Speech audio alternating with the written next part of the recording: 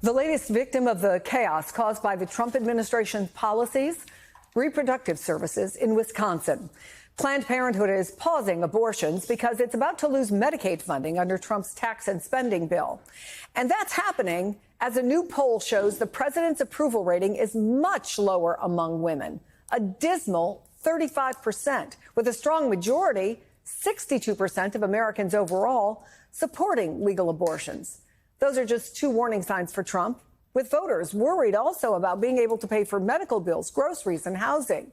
Joining me now, Mary Ziegler. She is a University of California, Davis law professor and author of Personhood, The New Civil War Over Reproduction. Here in studio, the 19th editor-at-large and MSNBC political contributor, Aaron Haynes.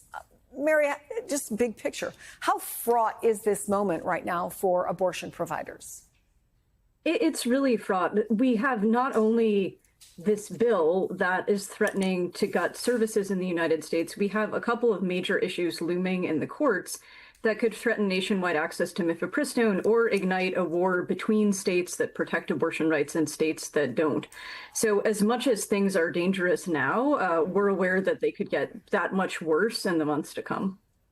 And Aaron, this is the 19th poll, and I encourage people to look at the whole thing because it's fascinating. But do we have a sense of how much the abortion issue might factor into why Trump's approval rating is so low compared to, especially with women, compared to 52% of men? Sure. Well, listen, we know from the election that abortion was such a huge issue. In that presidential election, we know that women were a driver in the election, and a lot of them were concerned about access to reproductive care, right? So one of the really interesting things about this poll that we did at the 19th in conjunction with SurveyMonkey, and I do encourage everybody to read those findings at 19thnews.org, you have this gender gap in not just the Americans who think abortion should be legal in all or most cases, right? More women, 67% than men, 55% think that abortion should be legal, but also the impact of falling birth rates, right, in this country, and who is worried about that.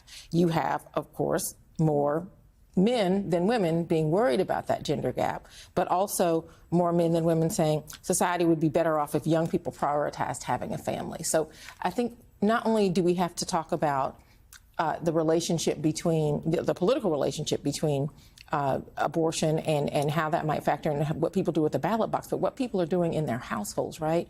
Why are people making the choices that they are making? When you have, for example, conservatives, we know that Erica Kirk is going to continue the work of her late husband, Charlie Kirk, to say that, young women should be prioritizing starting a family. We should be asking, if that's not happening, why not? What could be some of the barriers? What could be some of the obstacles to why that is not happening? Because there are economic realities as well as healthcare realities that are factoring into those choices. Yeah, this isn't this is a significant diversion between how men and women view returning to traditional roles Absolutely. in marriage, right? Absolutely. Absolutely. I mean, I think,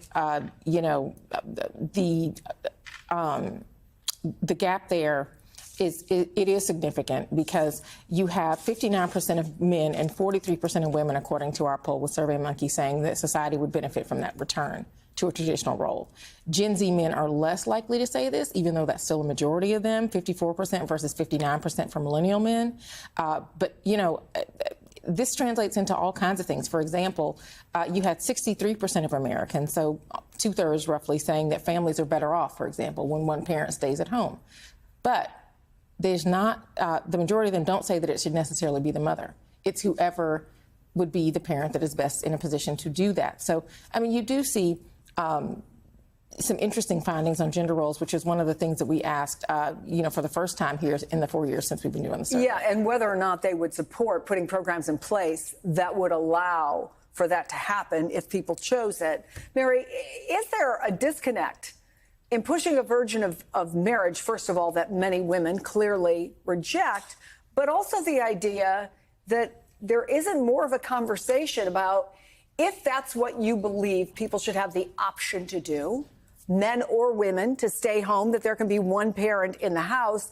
How do you make that possible? How do you make that possible financially? How do you make that possible logistically? Yeah, I mean, one of the things I think you see is in the 90s when you began to see bipartisan support, for example, for things like family medical leave. it was because people needed two incomes to make ends meet. And we're not in a situation, given the state of the economy and inflation, where even those who want to return to a scenario where one person stays at home with young children is economically possible for all but the most affluent in the United States. And so I think that some of the economic issues that we've seen under the Trump administration are going to make it impossible to have a realistic conversation about that kind of setup being possible for people. Whether it's ideal or not, I think depends on ultimately what people want to do, right? I think that the cultural changes of recent decades weren't about people being unable to do that. It was about people being able to pursue other options if they wanted to, or to be able to combine career and family, or to be able to find whichever partner wanted to stay home and made sense for individual families.